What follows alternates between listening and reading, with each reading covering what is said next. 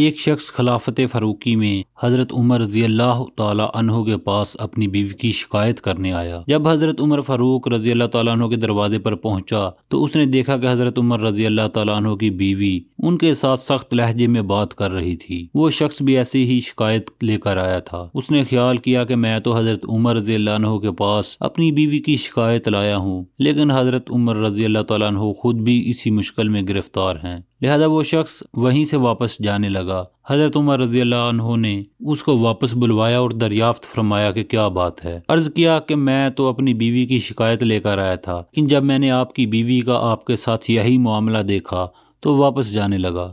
حضرت عمر رضی اللہ تعالیٰ عنہ نے فرمایا، میری بیوی کے مجھ پر کچھ حقوق ہیں جن کی وجہ سے میں اس کا خیال رکھتا ہوں اور اس کی باتوں سے درگزر کرتا ہوں۔ وہ حقوق یہ ہیں۔ فرمایا، پہلا تو اس کا یہ حق ہے کہ وہ میرے اور جہنم کے درمیان آڑ اور پردہ ہے، اس کی وجہ سے میں گناہ اور بدکاری سے محفوظ رہتا ہوں، میرا دل مطمئن ہو جاتا ہے اور جہنم کی آگ سے حفاظت کا سبب بن جاتا ہے۔ دوسرا یہ حق ہے کہ جب میں گھر سے نکل جاتا ہوں تو وہ میری عزت و آبرو کا خیال رکھتی ہے اور میرے مال کی حفاظت کرتی ہے۔ تیسرا یہ حق ہے کہ وہ میرے لیے کپڑے دھوتی ہے۔